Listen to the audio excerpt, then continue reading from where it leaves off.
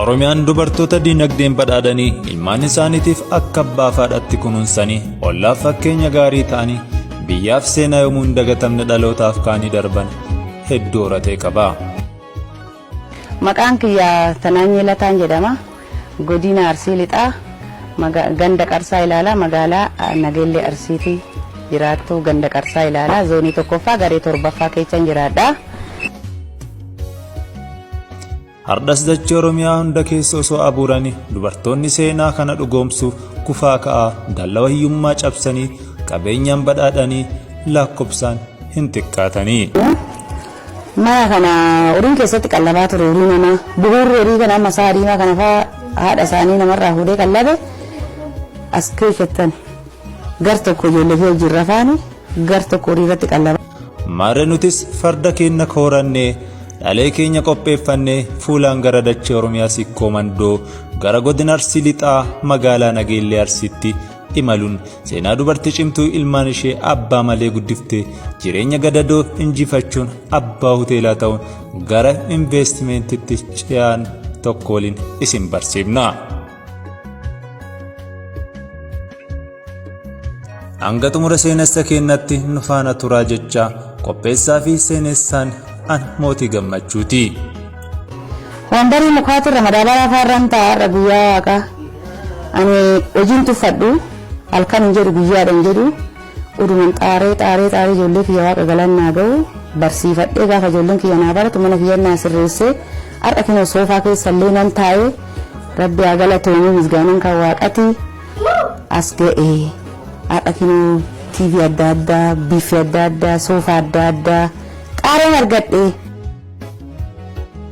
Aadde Tanaanyee Lataa yaadatee kan dhalatan bara 1964 dachee Oromiyaa lafa gooticha Oromoo Jeneraal Taaddee Birruu biqilchite Salaalee yommuu ta'u iddoo addaa aanaa Meettaa Roobii ganda Amumaa Daadinoo jedhamutti.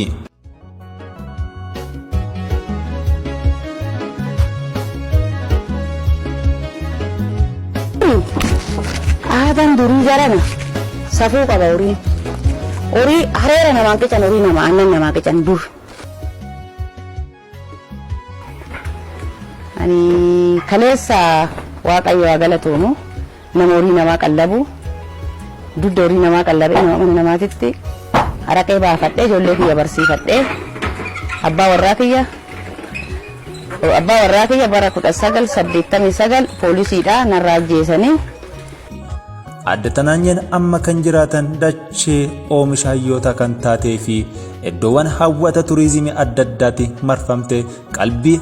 investimentotaa fi namoota hedduu kan hawwattu bulchiinsa magaalaa Nageellee Arsii ganda midhaaginni ishii qalbii nama hawwatu Qarsaa Ilaalaati. Ijoollee kiyya qabadhee ijoollee dhiiraa 2 qofa qabaa dubara 4 qabaa barsiifadhee waaqa galannaa ga'u hunda isaaniitu hojii qabsiifadhee kaawwan ammaa barsiifadhaa jira. Anar waaqa galannaa ga'u horii namaa dudda qallabee jechuudha. Horii namaa dudda qallabee horii san keessaa kinoo saa haala jirtu diimtuu sanan argadhe ishiirraa ka argadhe deebitee marfee hadhan horii ayyaanyuudhaan kennadhee fi goromsa kinoo saa gurraacha kana naa dhale kinoo jidduu jiru kana naa dhale deebi'ee isa hojiin hin dhadheen illee isa hojiin gaafa dhale horii lama aannan karaarra gadiin deema aannan kontiraata kennadhee uqqubee seenee uqqubee 500 nyaadhe. Gaafa uqqubee 500 nyaadhe mucaa tokkicha gara Booranaa kana hojii mootummaa galchee achi ka hojjetu kootu deebii hoteela siibanaa hojii dhuunfaa wayyaa jedhee hojii san keessaa as deebisee achitti 7,000 nyaata jiran. As deebisee magaalaa kanatti mana hoteelaa kireeffadhee birree 500 saniin kireeffadhee hojii banee hojii san gaafa banu asitti illee as deebi'ee horii kana piroojeektii horii kana babal'isaa ammallee uqquba isas seenee guddicha gara gadiisaan 200 nan bitee litira 25 naabaa. Isumaan as deebisee kanallee 120 nan bitee litira 15 naabaa kinoo ka jidduu sunillee litira 12 baa isallee 86 nan bitadhee oduma akkana godhaa jiru dhiibatuma jira lafa kiyya hin qotadha lafa koo qotachaati komboostii adda addaallee godhataati madaabaraa bakka bitachuu dadhabee isaaf fayyadamaati jiraachaa jira. Waaqa galannaa ga'u yoo hojjetan namaa dabartii yoo waan namaa laalanii dhidhiibbamuu baatan jechuu baatan garaa qulqulluu hojjetan hin ce'anii har'allee borullee ganaan ce'an ofiin jechaa jira. Miti har'aa mana kanaa miti viilla irratti ba'uu fooqi irratti ijaaruuf karoora kiyyaa ammallee akka dubartoota kiyyaatetti ijoolleen kiyya ga'ee erga baratanii na gargaaran malee guyyaa olga'iin leenjii adda addaa deemee muuxannoo kana hin qayyabadha bakka olga'iin jirutti halkan araqee baasaa jira akka maashiniin baafnu kanaa miti hubboo araqeetti nan baasaa akkasiin anas ga'ee isin jedha ani kaleessa nama goommanaan ijoollee koo guddise nama kuroo araqeetirraa ijoollee kiyya cobboxee guddise har'a waaqa galannaa ga'u nama waggaatti nyaatu nama kuntaala 80 kuntaala 70 galchaa jiru qamadii.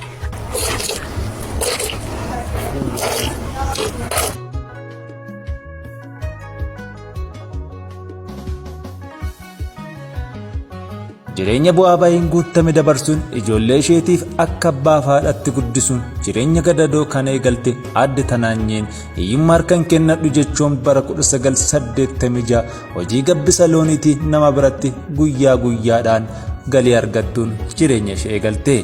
Yeroo sanatti qarshiin oolmaa ishii 86 birrii Itoophiyaati.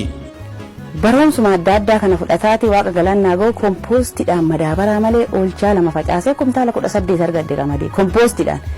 asii nama qaxaree agajii lamaa maasatti fiisisee ka isa arge minaasan baalarratti harge deebi'ee boolla meetira 4 bakka tokkotti meetira 3 bakka tokkotti qofforee ammallee qophiidhaaf hanaa miti ofirra dabarsee nama madaabaraa bitachuu hin dandeenyeefu akka fe'atan godhuufi yaada gaarii kana assaabaa jira. Kanarratti immoo adda duree jedhan investimentii illee na ceesisanii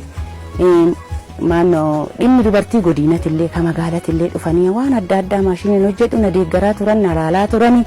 kantiibaan keenyas sin ceesisa jedhee tokkoon ejjennoo tokko sin ceesisa jedhee investimentiitti kan na ceesise isa waa wayyaa malafa ho'iitti illee na harkaan ga'aa jira itti abdii qaba dhimma dubartii godinatiif kan magaalatiinis nan boona bulchaa keenya kan magaalaa maannoo magaalaa obbo Huseen isaanillee nan boona na deeggaraa jira waaqayyo isaa kennu na gargaaraa jiranii wanti isaan inni jedhe hojjetaan misoomaa kan gandarra madame kan magaalatti illee dhufanii akkaataa horii innaa duraasan na dhibee horiin kee akkam jiroo naan jedhe narraa fudhatu laata jedhe shakkaa ture horii sanillee narraa fudhatu nu laata moo maana gaafatu jedhe daasaane fooyyoodhuma kiyyaa fakkaane fooyyoof na jajjabeechuun na gaafataa turanii. Aliyyoo Waatanaan jedhanii bulchaa ganda Qarsaa Ilaalaati